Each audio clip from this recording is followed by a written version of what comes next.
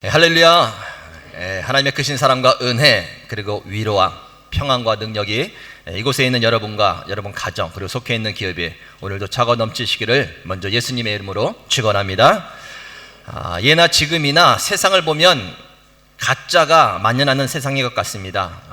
정치, 경제, 사회, 문화, 음식, 교육 그리고 종교에까지 그 모든 분야에서 진짜보다 더 진짜 같은 가짜들이 설치고 있는 것들을 종종 볼 수 있습니다. 정확한 보도가 생명인 뉴스까지도 가짜 뉴스가 유행을 하고 있으니 말을 다 했죠. 그래서 웬만큼 정신을 차리지 않으면 가짜에게 속게 되고 또 가짜를 진짜처럼 여기면서 살게 되는 시대라고 할 수 있습니다. 그런데 문제는 우리의 신앙생활도 있어서도 그러한 경향이 나타나고 있다는 것입니다. 가짜에게 속고 또 가짜를 진짜처럼 여기면서 신앙생활을 한다는 것이죠. 이것은 이단을 두고 하는 얘기는 아닙니다. 이단은 당연히 가짜이겠죠. 신앙생활에 있어서 가짜에게 속고 또 가짜를 진짜처럼 여기면서 산다는 말은 이것입니다. 내가 하는 수많은 믿음의 고백들, 또 내가 믿고 있는 수많은 하나님의 말씀들, 그리고 나의 헌신과 나의 봉사와 나의 희생이 진짜인 것 같지만 실상은 진짜가 아닌 경우가 많다라는 것이죠. 너무나 확신이 있고 너무나 익숙한 것들이기 때문에 당연히 그것이 나의 진짜 고백이요 나의 진짜 믿음이요 나의 행함이라 생각하지만 그렇지 않은 경우가 많다라는 겁니다. 여러분, 가짜와 진짜의 결정적인 차이는 언제 생긴지 아십니까? 가짜가 가짜로 드러나고 진짜가 진짜로 드러날 때는 언제인가? 이제 어떤 사건 일이 발생하면 그때 이제 판가름 나게 되죠. 좀 유치한 예지만 1부 때 좀 썰렁하더라고요.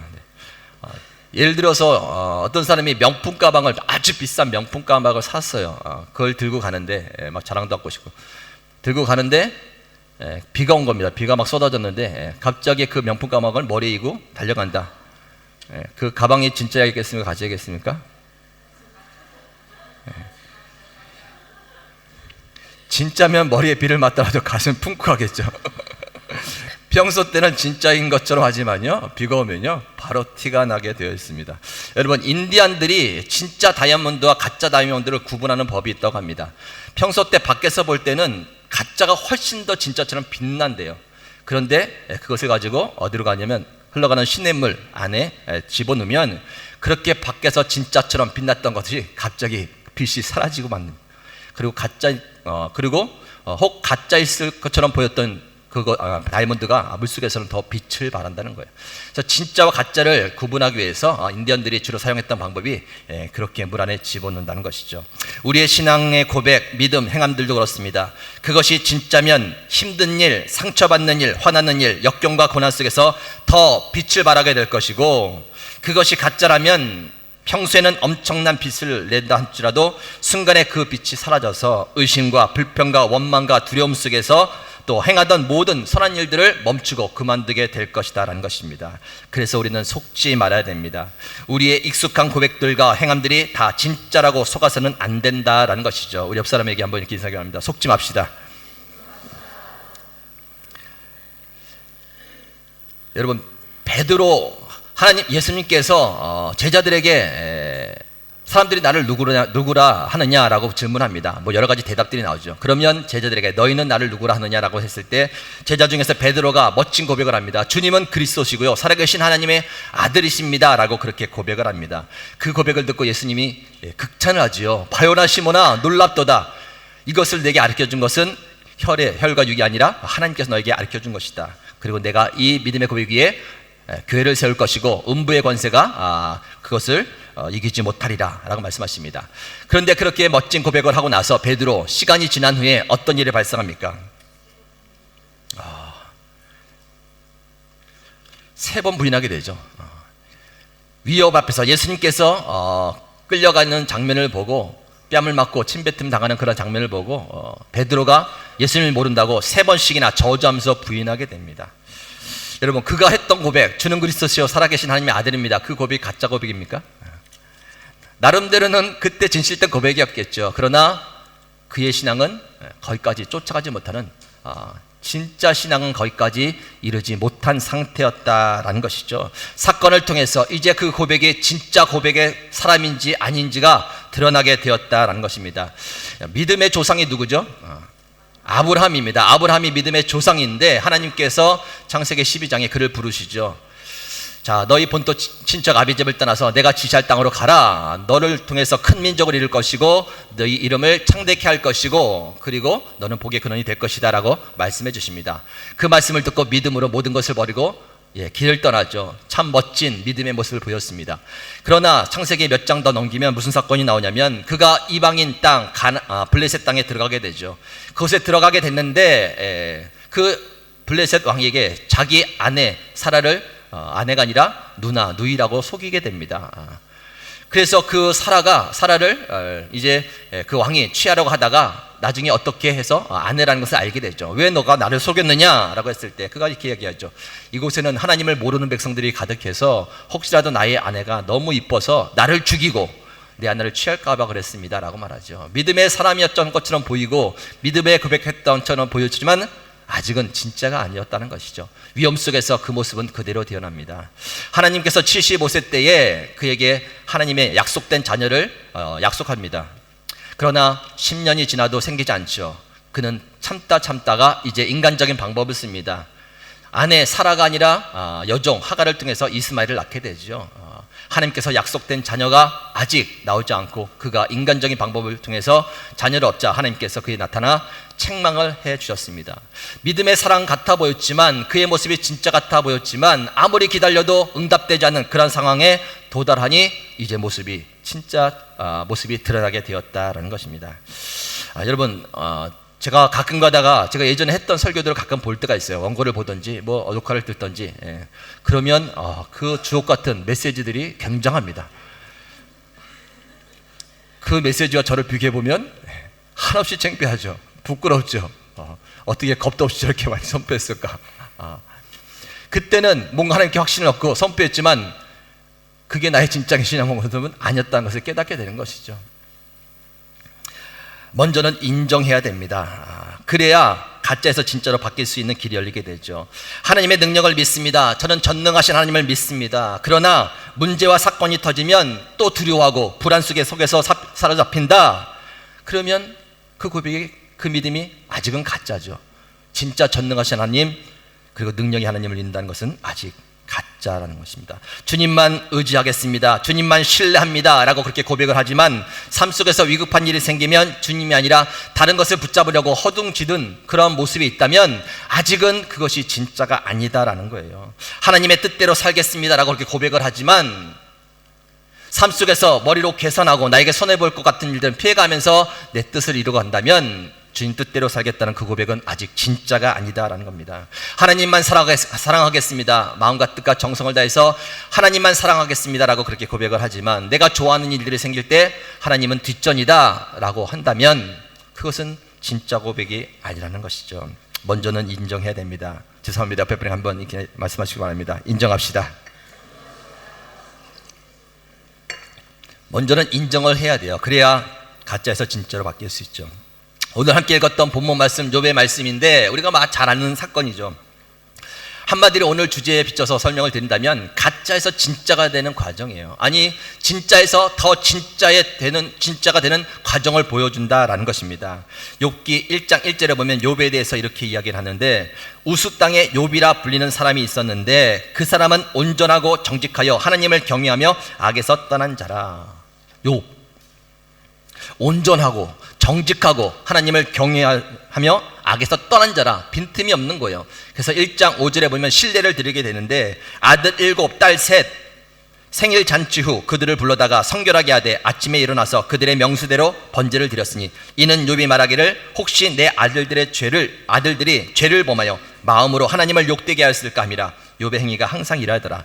자, 아들과 딸이 모여서 생일잔치를 하는데 생일잔치 그 과정 가운데서 이제 흥에 겨워서 혹시라도 입술로 행위로 하나님 앞에서 범죄하지 않았을까. 날마다 잔치가 끝나고 나서 점검해 보는 거예요. 그리고 하나님 앞에 그 죄를 씻게 만들고 그렇게 철저하게 온전하게 신앙생활했던 사람이 바로 욥이죠. 그러나 하루아침에 그는 큰 고난을 당하겠죠. 재산을 잃게 되고 자녀를 잃게 되고 또 몸에 병이 생기게 됩니다. 그러나 그는 이렇게 고백하죠. 20절 21절. 욥이 일어나 겉옷을 찢고 머리털을 밀고 땅에 엎드려 예배하며 이르되 내가 모태에서 알몸으로 나와 싸운즉 또한 알몸이 그리로 돌아가올지라. 주신 이도 여호와시요 거두신 이도 여호와시니 여호와 이름의 찬송을 받으실지니이다 하고 모든 일에 욥이 범죄하지 아니하고 하나님을 향하여 원망하지 아니하니라. 주신 분도 하나님이시니 취하실 수도 있습니다. 내가 하나님 원망하지 않고 하나님을 찬송하겠습니다. 멋진 고백을 하게 되죠. 그리고 또 시간이 지나서 몸에 너무너무 괴로워서 종기가 났어요. 그래서 이제 질그릇으로 몸을 막 긁고 있는데 부인이 이렇게 얘기하죠. 당신이 그래도 자신의 온전함을 굳게 지키느냐? 하나님을 욕하고 죽으라. 근데 욥이 이렇게 대답하죠. 그대의 말이 한 어리석은 여자 말 같도다. 우리가 하나님께 복을 받았은즉 화도 받지 아니하겠느냐 하고 이 모든 일에 욥이 입술로 범죄하지 아니하니라. 욥은 모든 것이 완벽해 보였습니다. 더 이상 깨질 것도 없고 더 이상 고칠 것이 없어 보였습니다. 모든 것이 다 진짜처럼 보였습니다. 그런데 문제는 이제 친구들이 찾아왔을 때죠. 이제부터 드러나게 되는 거예요. 친구들이 찾아와서 욥을 비난하기 시작합니다. 손가락질하면서 너 그렇게 고난받는 것 네 죄 때문이야. 하나님 앞에서 네가 엄청난 죄를 져서 하나님이 너에게 벌 주고 계신 거야 라고 이야기를 합니다. 이제 소교했는 감정을 건드린 것이죠. 아니다라고 변명합니다. 나는 그렇지 않아. 나는 열심히 살았어. 하나님 앞에 얼마나 의로운 사람인지 알아? 절대 그런 것이 아니라라고 자기를 변명합니다. 그러다가 서로 이제 감정을 건들면서 긴 논쟁으로 벌어지게 되죠. 욥은 자신의 죄 때문이 아니라고 말하면서 자기에게 의를 드러나기 시작합니다. 나는 의로운 사람이야. 내가 얼마나 의로운 사람인지 알아? 그 의가 이제 하늘까지 올라가게 되죠. 모든 것을 다 통달한 사람처럼 얘기합니다. 나는 다 알거든. 세상의 이치도 알고 하나님의 역사도 알고 다 알거든. 난 이 모든 것들 다 알고 있는 사람이야. 왜 그래? 라고 말하면서 이제 자신의 의를 드러낸 것이죠.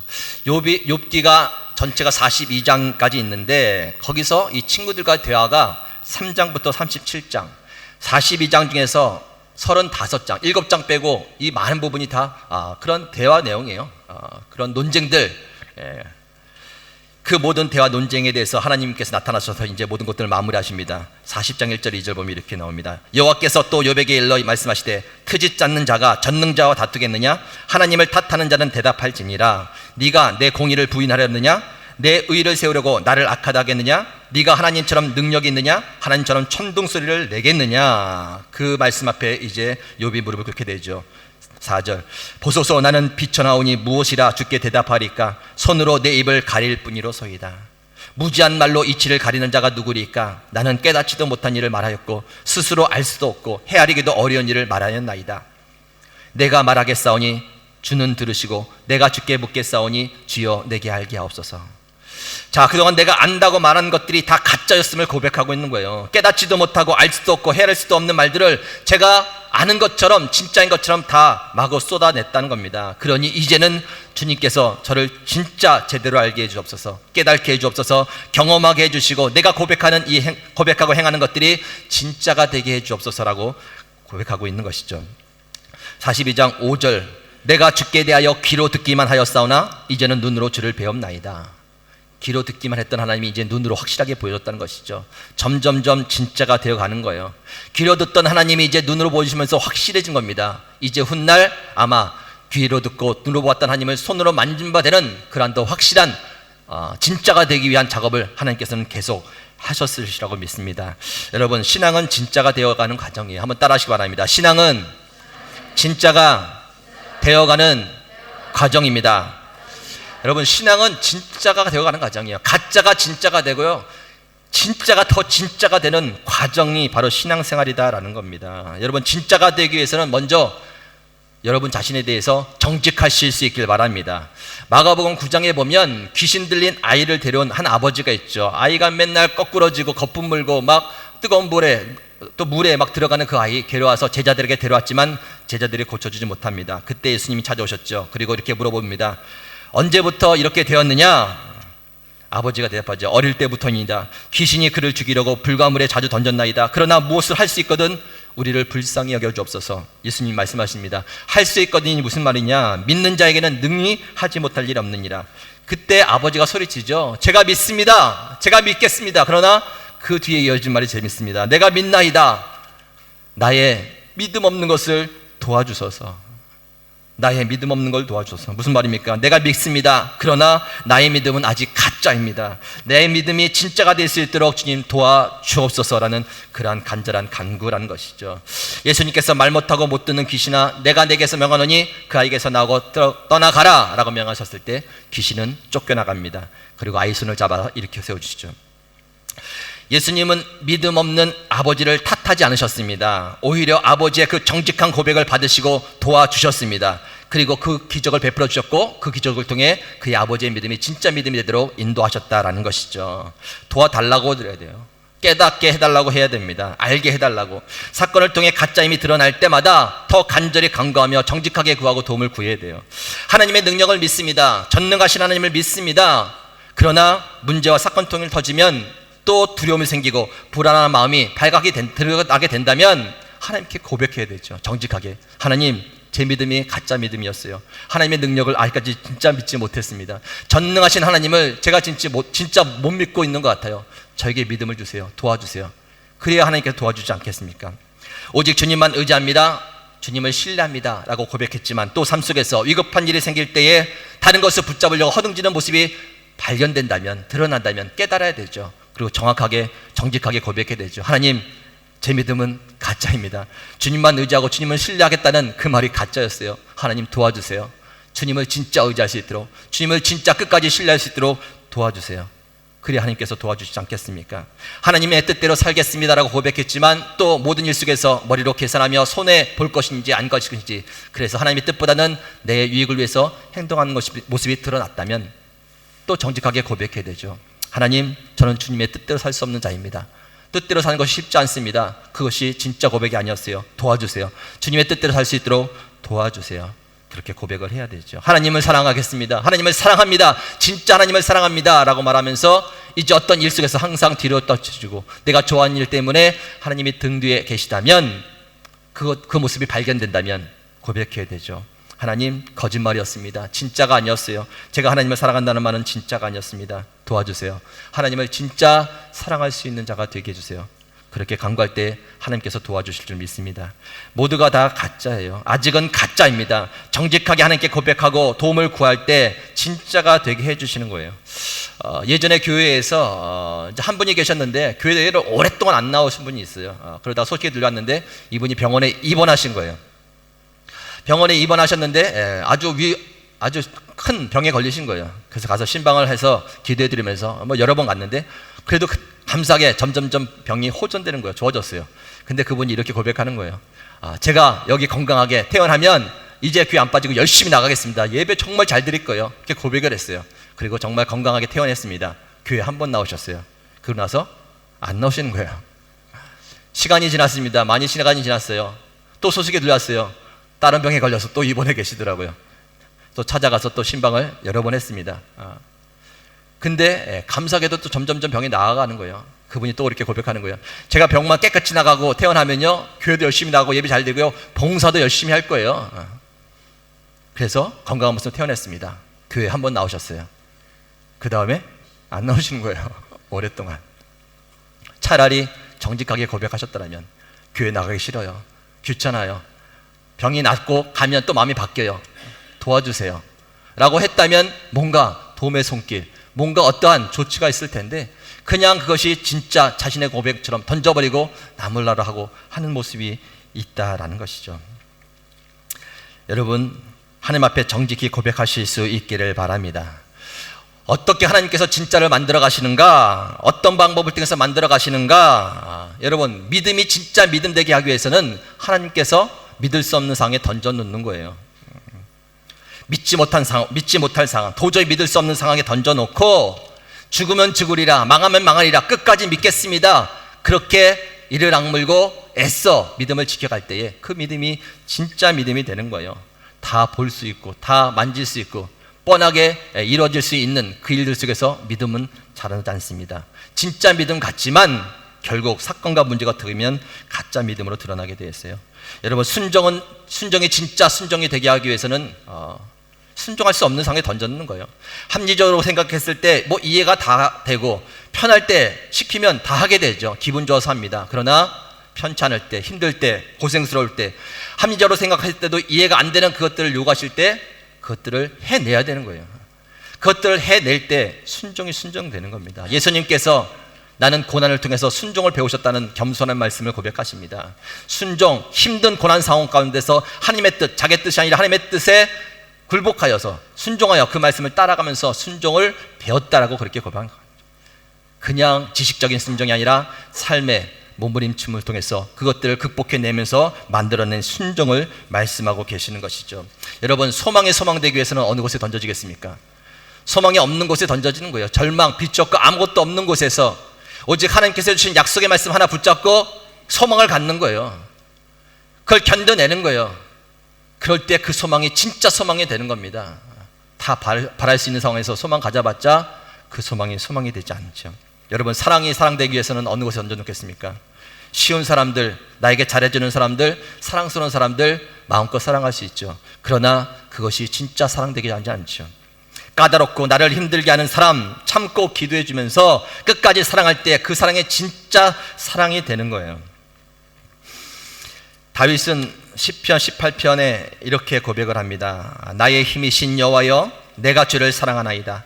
여호와는 나의 반석이시요 나의 요새시요 나를 건지시는 이시요 나의 하나님이시요 내가 그 안에 피할 나의 바위시요 나의 방패시요 나의 구원의 뿌리시요 나의 산성이시로다. 여러분, 이 고백이 어느 속에서 만들어졌다고 생각합니까? 그냥 하는 고백일까요? 진짜 참기 힘든 상황 속에서 날마다 있는 거예요. 나를 대적하는 대적이 왜 이렇게 많습니까? 배신자가 너무 많아요. 내 친구들, 내 동료들, 내 자녀까지 나를 배신하고 있습니다. 하나님을 잘 믿고 말씀대로 생활하면 뭔가 편해지고 쉬워질 것 같은데 왜 이렇게 힘든 일만 닥칩니까? 그래도 하나님, 주님을 의지합니다. 주님 도와주세요. 말씀 지키며 나가겠습니다. 그렇게 몸부림치는 가운데에서 진짜 하나님의 도우심을 얻고 힘을 얻게 되는 거예요. 그것들을 통해서 승리하게 된 겁니다. 그러고 나서 진짜 하나님이 나의 힘이십니다. 주님을 사랑합니다. 18장 6절, 내가 환난 중에서 여호와께 아뢰며 나의 하나님께 부르짖었더니 그가 그의 성전에서 내 소리를 들으시며 그의 앞에서 나의 부르짖음이 그의 귀에 들렸도다. 환난 중에서 부르짖으시며 주님을 의지하고 붙잡는 그 과정을 통과해낸 거예요. 그래서 그의 믿음은 진짜 믿음이 된 겁니다. 아마 다른 상황에 던져놔도 그는 동일하게 또 하나님을 붙잡고 나갈 거예요. 그 고백대로 여호와는 나의 힘이시니 내가 주를 사랑합니다. 그 고백대로 그가 만들어졌기 때문에 어떠한 곳에 던져놔도 그는 그렇게 승리하며 나갈 거라는 것이죠. 사도 바울 하나만 더 해드리겠습니다. 사도 바울 빌립보서 4장 11절에서 13절, 내가 궁핍함으로 말하는 것이 아니니라 어떠한 형편이든지 나는 자족하기를 배웠더니 나는 비천에 처할 줄도 알고 풍부에 처할 줄도 알고 모든 일 곧 배부름과 배고픔과 풍부와 궁핍에도 처할 줄 아는 일체의 비결을 배웠노라. 내게 능력 주시는 자 안에서 내가 모든 것을 할 수 있느니라. 여러분, 이 고백이 진짜 같습니까? 가짜 같습니까? 진짜예요. 진짜. 왜 진짜가 됐겠습니까? 어디에서 만들어진 거예요? 쉬운 환경에서 만들어진 거 아니에요. 진짜 배고픔, 진짜 핍박, 돌을 맞고 곤장을 맞고 배에서 죽을 뻔한 그런 일들을 겪으면서 그래도 하나님을 의지하면서 그래도 하나님을 신뢰하면서 나가는 거예요. 소망을 갖고 나가는 것, 그 견딤을 통해서 그게 진짜가 된 거예요. 어떠한 힘든 일이 있어도 나 변하지 않습니다. 그리고 부유함 속에서 풍부해졌을 때 마음이 좀 해이져서 하나님을 등지고 다른 것을 더 좋아할 것 같은, 하나님을 더 이상 의지하지 않는 것 같은 풍부한 상황 속에서도 아니지, 하나님을 바라봐야지, 이 모든 것들이 하나님께서 주신 것이지, 감사와 영광을 돌려야 되지, 그러한 일들을 몸소 해낸 거예요. 그 일 속에서 그의 고백이 진짜 고백이 된 거예요. 그의 고백대로 그가 진짜 그러한 고백의 사람이 만들어졌다라는 겁니다. 그러니 내게 능력 주신 자 안에서 내가 모든 것을 할 수 있다라고 그렇게 고백하게 되는 것이죠. 이렇게 진짜 만들어지는 고백에 저와 여러분이 있기를 주님의 이름으로 축원합니다. 여러분, 초신자 교육 3주 동안에 오늘 마지막 마치고 있는데요. 첫째 주 하나님에 대해서 알고 우리 인간에 대해서 알자. 하나님 천지를 창조하신 분이시고 세상을 다스리고 통치하는 분이시고 공의로 세상을 심판하시는 분이시고 그리고 하나님을 사랑이시고 또 끊임없이 용서해 주신 분입니다. 전능하신 하나님, 만드신 하나님, 그 하나님을 배웁니다. 우리는 하나님께 지음받은 자, 존귀한 자, 하지만 약한 자, 죄성이 있어서 언제든지 죄를 지을 수 있는 약한 자입니다. 그러나 예수님께서, 하나님의 아들이신 예수님께서 이 땅에 오셔서 우리의 죄를 씻기시고 구원받으셨습니다. 죽으셨지만 부활하셨습니다. 이런 내용을 배우는 것이죠. 구원에 대해서. 그렇다면 두 번째 주가 이제 예수님과 구원이었다면 오늘 마지막 배울 것이 바로 신앙생활이에요. 신앙생활. 여러분, 신앙생활이 무엇이겠습니까? 그렇게 알고 배우고 믿었던 하나님이 어떠한 분이신지 알고, 내가 어떠한 존재인지 알고, 어떤 구원을 받은지 알고, 예수님이 어떠한 분이신지 알고, 이제 그 안 믿음을 가지고 삶 속에서 살아내는 거예요. 신앙, 어떠한 가운데서도 하나님을 신뢰하고 어떠한 가운데서 하나님을 의지하고 나가는 것이 바로 신앙생활이에요. 그러면서 내 진짜 그 고백이 진짜 고백이 되어가는 과정이죠.